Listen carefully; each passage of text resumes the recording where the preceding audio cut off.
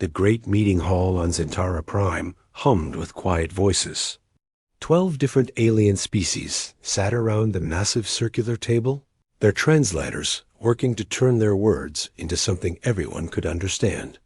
The room was huge, with tall windows that showed the peaceful blue sky of the council world. Everything here was designed to be calm and safe. Counselor Vextar stood up slowly. His green scales caught the light as he moved. The reptilian creature was taller than most humans, with yellow eyes that never seemed to blink. When he spoke, his voice came out as a low hiss that the translators turned into clear words. "My fellow council members," he began, "we have a problem that grows bigger every day. The humans continue to spread to worlds that should kill them." The other aliens shifted in their seats. Some made worried sounds. Others just stared at Vextar with wide eyes. Ambassador Creelon raised one of her webbed hands. The blue-skinned woman had gills on her neck that opened and closed as she breathed the water-filled air mask over her face. Her people lived in the oceans of their home world and needed special equipment to survive in normal air. "Counselor Vextar speaks the truth," she said, her voice bubbling through the water in her breathing mask. "These humans come from what our scientists call a Class 12 death world. We rate our own worlds as Class 2 or 3 at most. Even Class 5 worlds are considered too dangerous for normal life." Far below the meeting hall, in the dark maintenance tunnels, Jake Murphy was fixing a broken air filter. He was a big man with rough hands and short brown hair. His blue work clothes were dirty from crawling through the tight spaces under the building.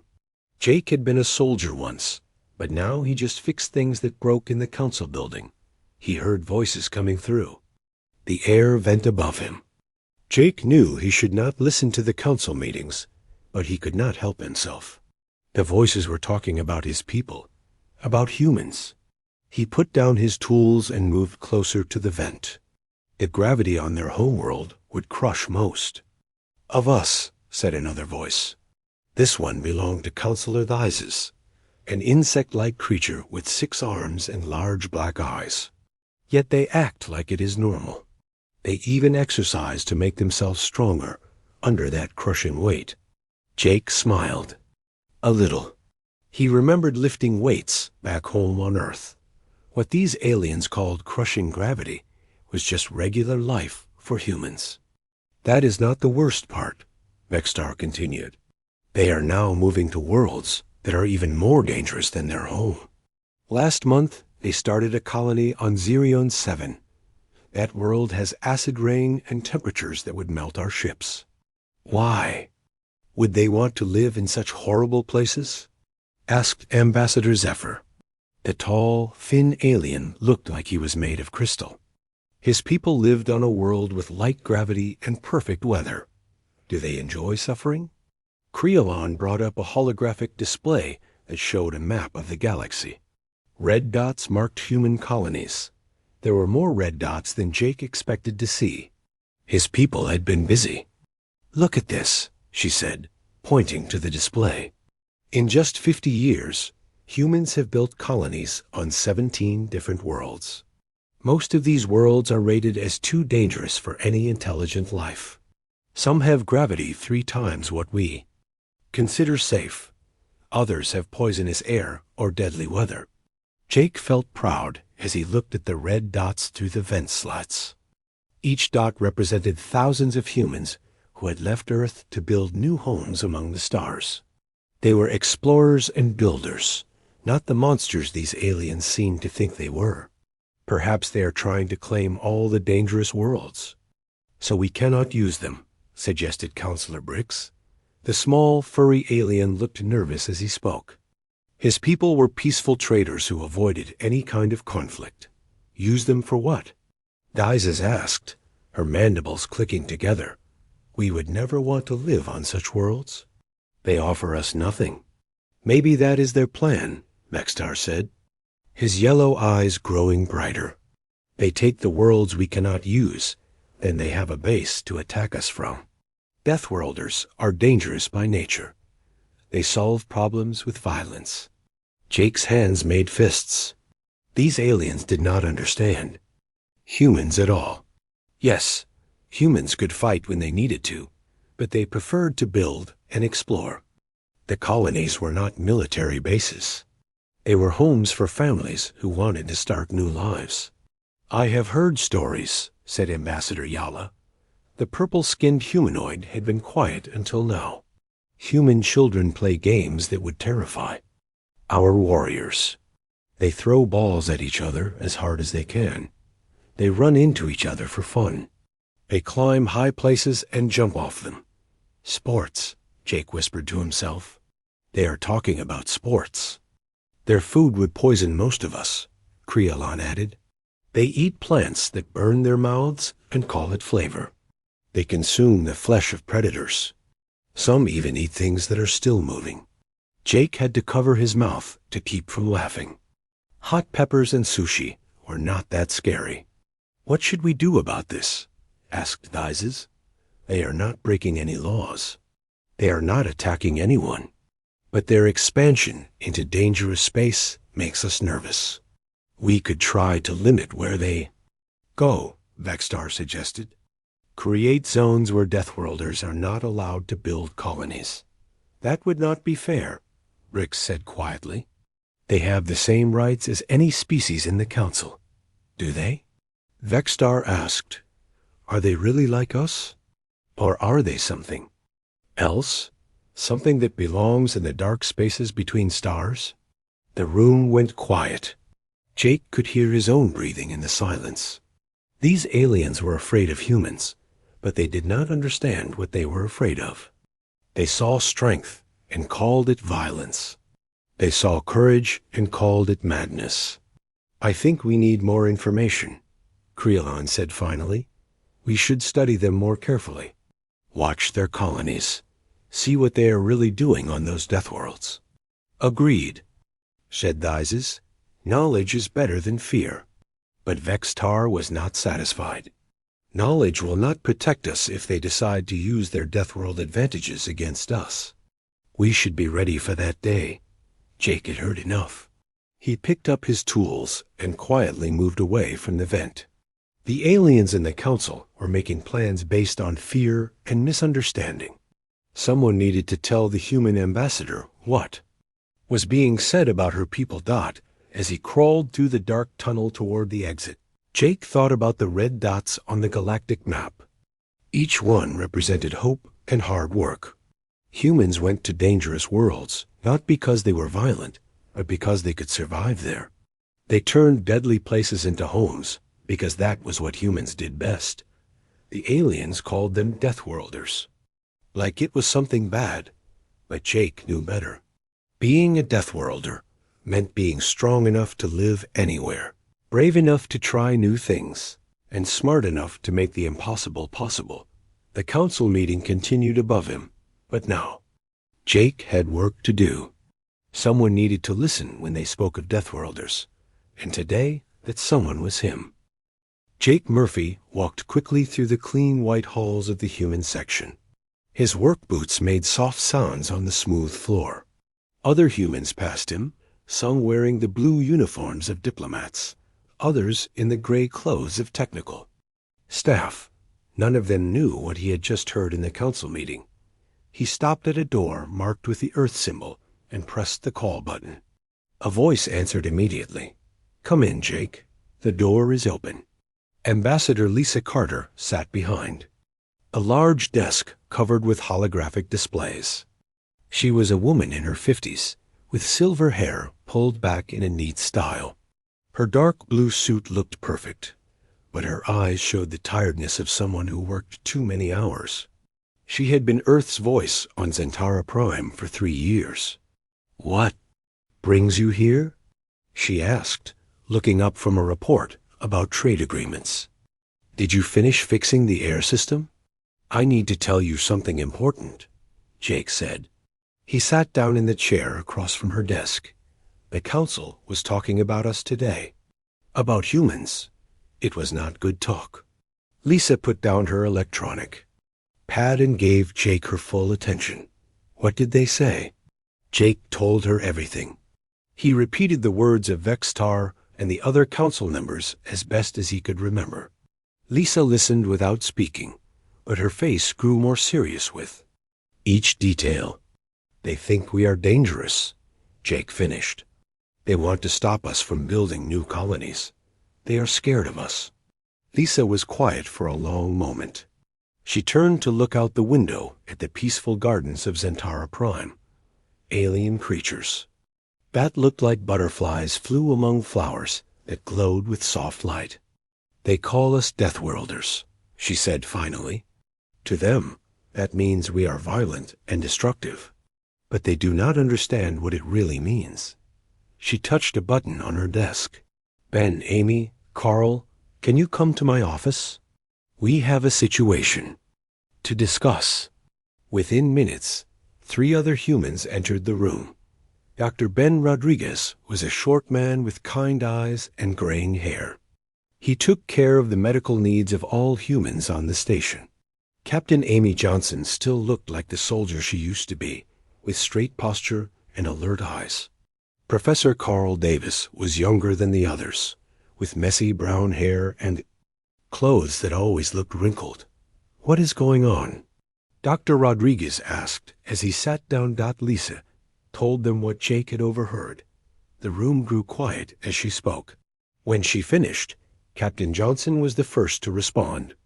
So they think we are expanding too fast, she said. They see our colonies on dangerous worlds and assume we are planning something mad. It makes sense from their point of view, Professor Davis said. He pushed his glasses up on his nose. They evolved on safe worlds with gentle weather and low gravity. To them, any place that could kill you is a place to avoid. But that is exactly why we go there, Dr. Rodriguez added. We go to the places they cannot or will not go. We are not trying to threaten anyone. Lisa brought up a star map on her wall. Display. It showed the same red dots that the aliens had been looking at in their meeting. Each dot was a human colony. Look at where we have built our homes, she said, pointing to the map. Every single one of these worlds was empty before we arrived. We are not taking anything from the other species. We are making homes in places they consider impossible to live. Jake looked at the map. He recognized some of the colony names. New Texas was built on a desert world with sandstorms that could strip paint from metal. Port Liberty sat on a world with gravity so strong that most aliens would be crushed flat. Haven Colony was on a planet where the rain was mildly acidic and the native plants were poisonous. The problem is not what we are doing, Captain Johnson said. The problem is that they do not understand why we do it. Exactly, Lisa agreed. When they see us colonize a world with deadly weather, they think we must be crazy or dangerous.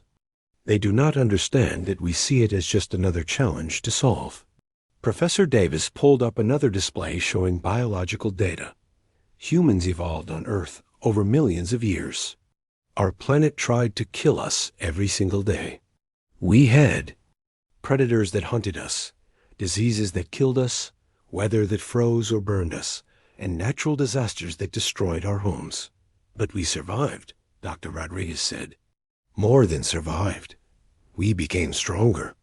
We learned to adapt to anything our world threw at us. Other species evolved on easier worlds, Professor Davis continued. The Saurids come from a planet with perfect temperature and no dangerous animals. The Hydrons evolved in peaceful oceans with plenty of food. The Cheeteks never faced predators because they were always the biggest things on their world. Jake was beginning to understand. So when they see us living on dangerous worlds, it scares them because they could never do it themselves. Right, Lisa said. What we call Tuesday, they call a nightmare. Captain Johnson stood up and walked to the window. The question is, what do we do about it? Do we try to explain ourselves? Or do we just ignore what they think? We cannot ignore it, Lisa said. If they are talking about limiting our expansion, that could become a real problem. Earth needs those colonies. Our population is growing, and we need space to grow food and mine resources. Plus, it is not fair, Jake said. We are not hurting anyone. We are building homes and making families.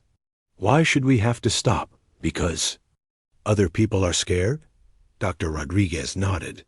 Fear based on misunderstanding is dangerous. It can lead to bad decisions and conflict. So we need to help them understand, Professor Davis said. We need to show them that being a Deathworlder does not make us dangerous to them. How do we do that? Captain Johnson asked. We cannot change what we are. We cannot make ourselves weaker to make them feel better. Lisa smiled for the first time since Jake had brought her the news. We do not need to change what we are. We need to show them what we really are.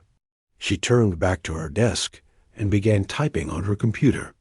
I am going to request time at the next council meeting. We will give them a presentation about human colonization efforts. What kind of presentation? Jake asked. The truth, Lisa said.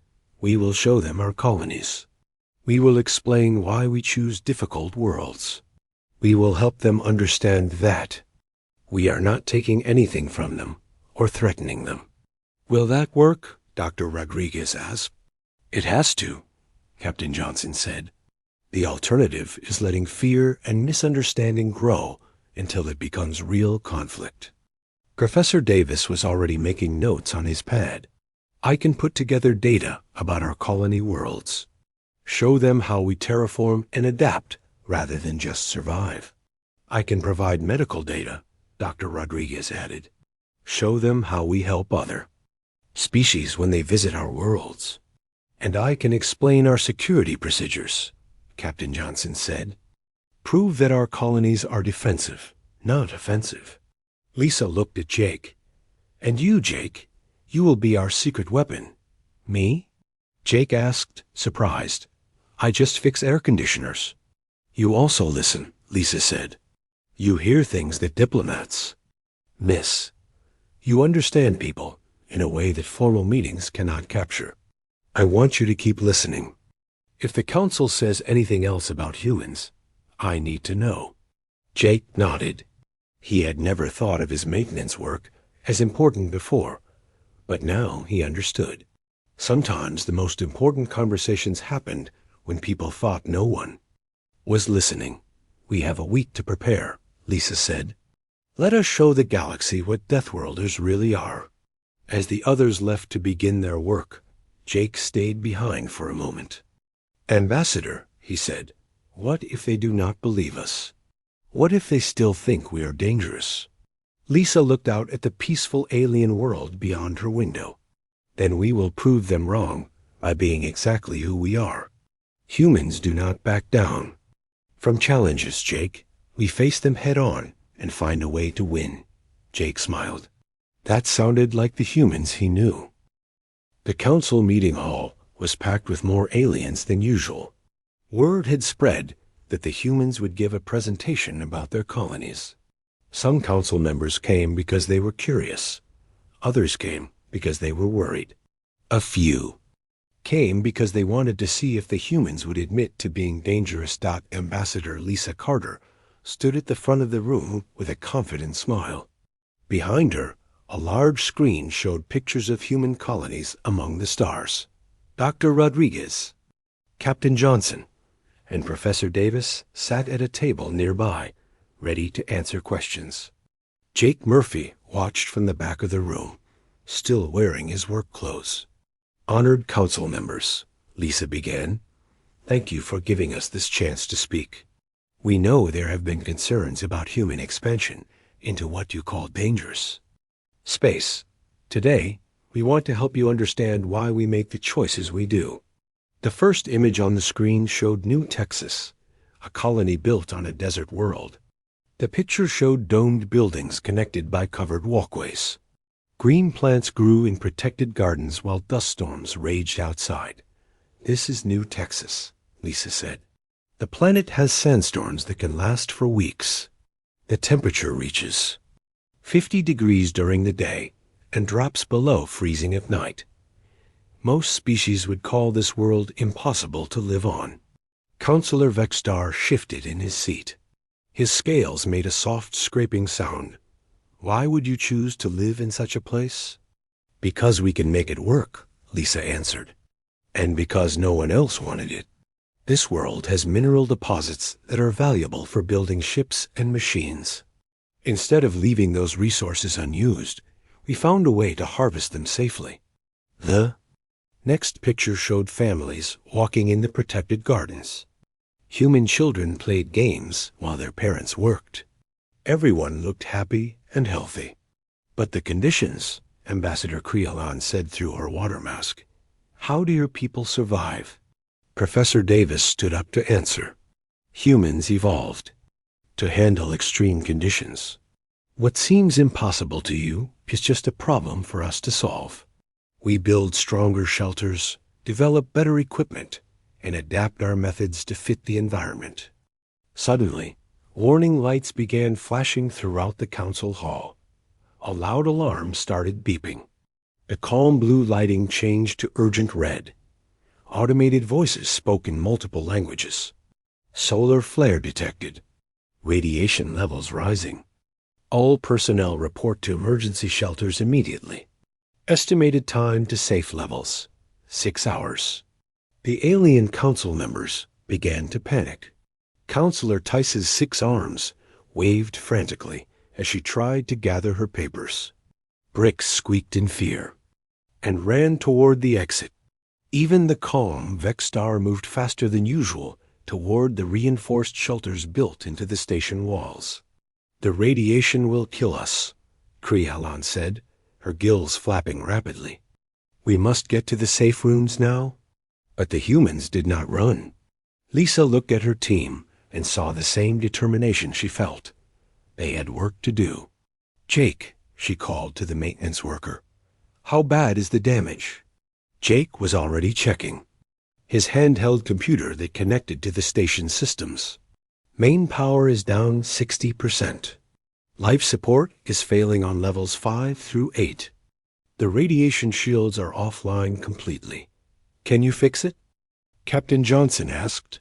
Maybe, Jake said. But I would need to work in areas with high radiation. The repair panels are in the most exposed parts of the station. Dr. Rodriguez was setting up a medical station in the corner of the council hall. I can treat radiation exposure, but we need to work fast. The longer we wait, the worse it gets for everyone. The alien council members stared at the humans in amazement. While every other species ran for safety, the humans were planning to work in the dangerous areas. You cannot go into those sections, Vexstar said from the entrance to his emergency. Shelter. The radiation will kill you in minutes. It will make us sick, Jake corrected. But it takes time to kill humans. We have maybe 4 hours before it becomes really dangerous for us. Professor Davis was studying radiation readings on his tablet. The levels are high, but not immediately fatal for humans. Our ancestors lived through nuclear testing and space exploration. We know how to handle radiation. Captain Johnson began organizing the other humans on the station. Lisa, you coordinate with the incoming rescue ships. Ben, set up medical treatment for anyone who gets exposed. Carl, help Jake figure out what needs to be fixed first. What about us? Asked Counselor Bricks from his shelter doorway. His furry face showed confusion and fear. Stay safe, Lisa said kindly. Let us handle this. Jake gathered his tools and headed for the most damaged areas of the station. The radiation meter on his belt clicked steadily, counting the invisible danger around him. But he had grown up on Earth, where background radiation was part of daily life. This was worse, but not impossible. Power coupling on level 6 is fried, he reported over his radio. Give me 20 minutes to replace it.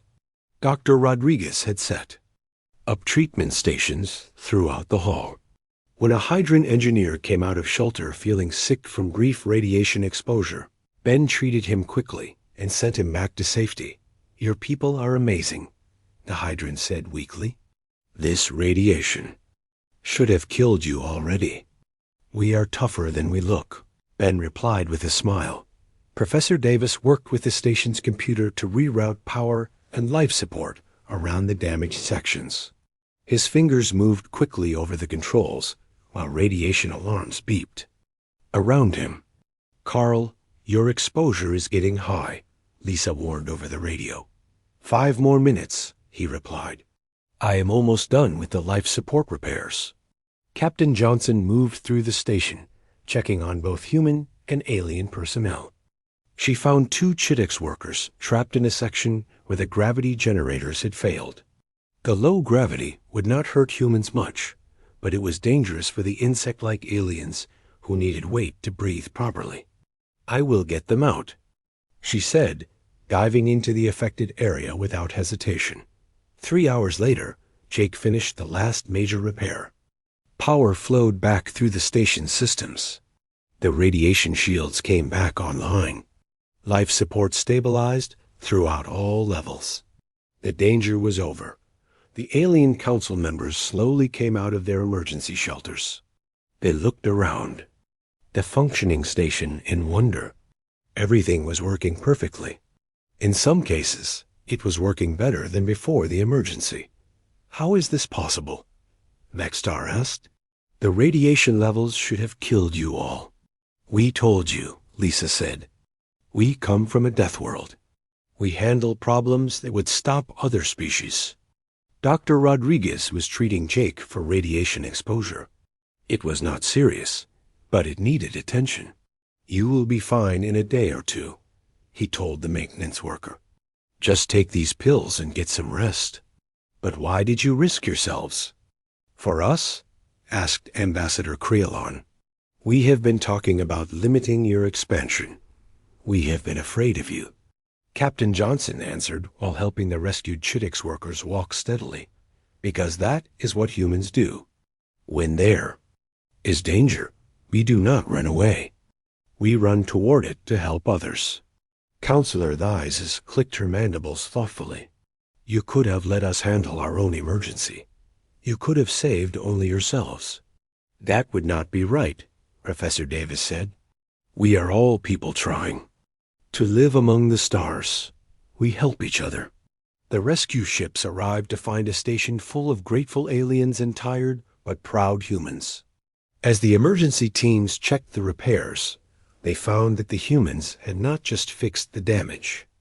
They had improved several systems and made the whole station safer. Vexstar approached Lisa as the council members prepared to return to their quarters. We spoke of Deathworlders as if you were dangerous, he said slowly. But you are not dangerous. To us. You are dangerous to the things that threaten us. Lisa smiled. Now you understand what it really means to be from Earth. 3 days after the emergency, the council hall looked different. The same aliens sat in their seats, but their faces showed respect instead of fear. The holographic displays showed the same star maps, but now the red dots marking human colonies seemed like symbols of hope rather than threats. Ambassador Lisa Carter stood before the council again, but this time she was not alone. Jake Murphy sat at the table with the other humans, wearing a clean uniform instead of his work clothes. The council had insisted he join the formal meeting. We have called this session to discuss what happened during the solar flare emergency. Counselor Vexstar said. His voice was different now, warmer and more respectful.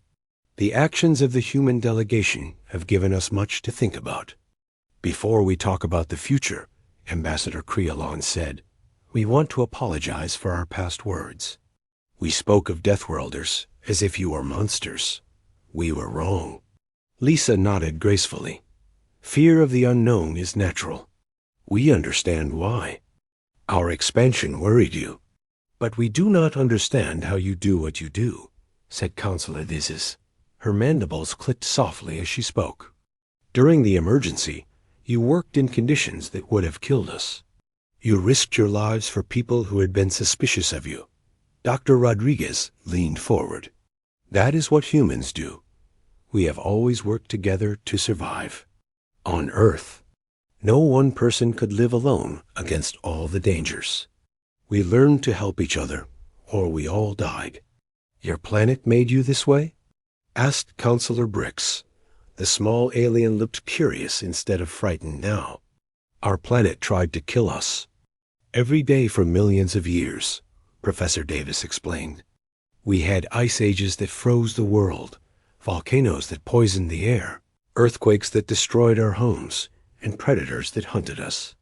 But we survived by becoming smarter, stronger, and more cooperative. Captain Johnson added, other species see dangerous worlds and stay away. We see dangerous worlds and ask how we can make them safe for everyone. The council members looked at each other. Some made soft sounds of understanding. Others nodded their heads in what humans recognized as agreement. Show us, Vextar said. Suddenly, show us how you make dangerous worlds safe. Lisa smiled and activated the large display screen. Instead of still pictures, moving images filled the air above the council table. The first scene showed the early days of New Texas colony. This is how New Texas looked when we first arrived, Lisa narrated. The screen showed a barren desert with howling sandstorms and no signs of life. The surface temperature reached 60 degrees. The storms lasted for weeks. There was no water and no breathable air. The image changed to show humans in heavy protective suits setting up the first dome structures. Machines dug deep holes looking for underground water. Other equipment tested the soil and air. We did not try to change the planet, Professor Davis explained. We learned to work with it. We built underground when the surface was too dangerous. We captured water from the storms. We used the wind to make power. The next images showed the colony 5 years later. Green plants grew in protected areas. Families walked safely through covered tunnels between buildings. Children played in underground parks with artificial sunlight. But this is not just a human colony anymore, Lisa said. The camera showed other species living and working alongside humans. Hydran engineers worked in the water treatment plants. Chidex builders helped expand the underground tunnels. Even some saurids had come to study the mining operations. They live there too? Krelon asked in surprise. We built the colony to be safe for everyone, Captain Johnson explained. The life support systems work for any species. The protected areas have different gravity zones and atmosphere mixes. We made it a place where anyone can live and work. The display showed more colonies. Each one had started as a world too dangerous for normal life. Each one had become a thriving community where multiple species worked together. Port Liberty has the strongest gravity in the galaxy, Jake said, speaking to the council for the first time. But we built gravity elevators and low-weight areas where other species can visit safely. We mine rare metals there that everyone needs for their ships. Haven Colony processes poisonous plants into medicine, Dr. Rodriguez added. The same toxins that would kill most people become life-saving drugs when we handle them properly. We have cured diseases that plagued the galaxy for centuries. Vextar stared at the images with wide yellow eyes. You are not taking the dangerous worlds for yourselves. You are making them useful for all of us. That was always the plan, Lisa sighed. Earth is overcrowded, and we need space for our people. But we also want to contribute to galactic civilization. The worlds we can survive on happen to have resources that everyone needs. And you share these resources? Asked Ambassador Yala, the purple-skinned humanoid who rarely spoke in council meetings. Of course, Professor Davis said. We trade fairly with everyone. The medicines from Haven Colony go to any species that needs them. The metals from Port Liberty are sold at standard galactic prices. The water purification technology from New Texas is freely shared. Counselor Theises made a sound that humans had learned meant deep thought among her people. So when you expand to dangerous worlds, you make them less dangerous for the rest of us. Exactly, Lisa said. We turn Deathworlds into places where life can thrive. A council hall was quiet for several minutes as the aliens absorbed what they had learned.